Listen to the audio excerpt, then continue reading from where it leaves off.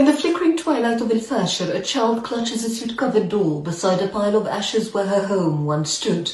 Mothers huddle in the corridors of the last functioning hospital, terrified that the next drone strike will claim the wounded they tend. Fathers dig graves with their own hands, burying children in the courtyards of shattered schools. For 18 months, the city endured a siege that stripped it of food, water and life. And when the gates finally fell, it wasn't liberation that entered, it was annihilation. Witnesses speak of men dragged from their homes, women and children executed in the streets, hospitals shelled as civilians cowered inside. The UN calls it a campaign of extermination. Human Rights Watch calls it what it is, mass murder. And behind it all stands a patron whose fingerprints stain every front of Sudan's war, the United Arab Emirates. If the Rapid Support Forces, the RSF, are the visible executioners, Abu Dhabi is the invisible hand that guides them. It has poured cash, weapons and political cover into Hamiti's war machine, igniting a conflict that has torn Sudan apart.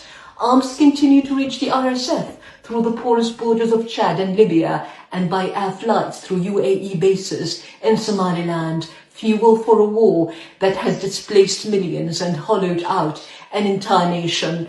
Even British military equipment has found itself into RSF hands, exposing the West's silent complicity in the crimes it pretends to condemn. The RSF story begins in the shadows of Sudan's past, born under Omar al-Bashir as a paramilitary arm of state repression forged in Darfur's massacres, and now led by a camel trader turned warlord, Mohammed Hamdan Daglo, known as Hamiti. He rose from enforcing genocide in Darfur to sitting at the heart of Sudan's Transitional Council, a warlord dressed in a suit.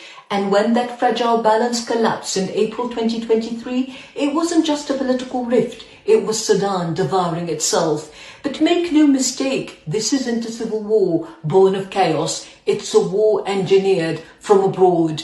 Since the 2021 uprising that toppled al-Bashir, the UAE has worked relentlessly to sabotage Sudan's revolution, arming Hamiti, financing his militias, and turning his Janjaweed killers into the spearhead of Abu Dhabi's regional ambitions. A Middle East Eye investigation revealed how this support operates. A clandestine network of airlifts, arms and mercenaries. In Somalia's port city of Bosaso, Emirati cargo planes marked hazardous land and depart under cover of night, part of a covert operation funneling weapons and fighters into Sudan. Colombian mercenaries recruited by UAE-based private firms now fight under RSF command. This is not proxy war by accident, it is proxy war by design.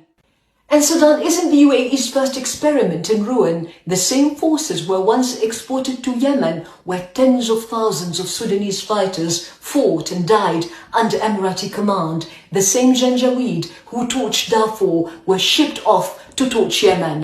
Since the Arab Spring, the UAE under Mohammed bin Zayed has built its foreign policy on one principle: no democracy shall survive. It has bankrolled coups, armed militias and fueled proxy wars to suffocate every Arab revolution before it breathes. It bankrolled Sisi's coup in Egypt. It sponsored Khalifa Haftar's assault on Tripoli, violating a UN arms embargo to flood Libya with drones and attack helicopters. It cheered Qais Said's power grab in Tunisia, snuffing out the Arab world's last fragile democracy.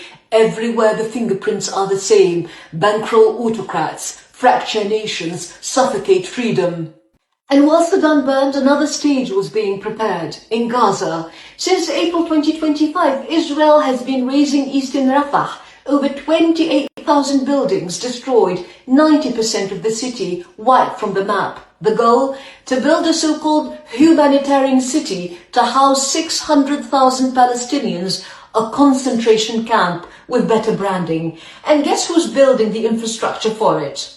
The United Arab Emirates. Under an operation code named Gallant Night 3, the UAE has built 6 desalination plants in Egypt's Al Arish, boasting a combined capacity to serve 600,000 people, the same number Israel plans to imprison in its new safe zone, humanitarian optics, ethnic cleansing reality. And as Israel bombed Gaza into dust, Abu Dhabi quietly kept the supply lines open. When the Houthis disrupted Red Sea routes, Israel began transporting goods from India via the UAE to bypass the siege. And when most airlines suspended flights to Tel Aviv, Emirati carriers kept flying, the only ones still landing at Ben Gurion, a literal lifeline for Israel during genocide. This partnership is not merely logistical, it's ideological. Emirati and Israeli networks work in tandem, even coordinating online propaganda to sanitize their wars in Sudan and Gaza. Meanwhile, Israeli defense firms like Controp set up shop in Abu Dhabi, cementing a two-way pipeline of money, surveillance tech and repression.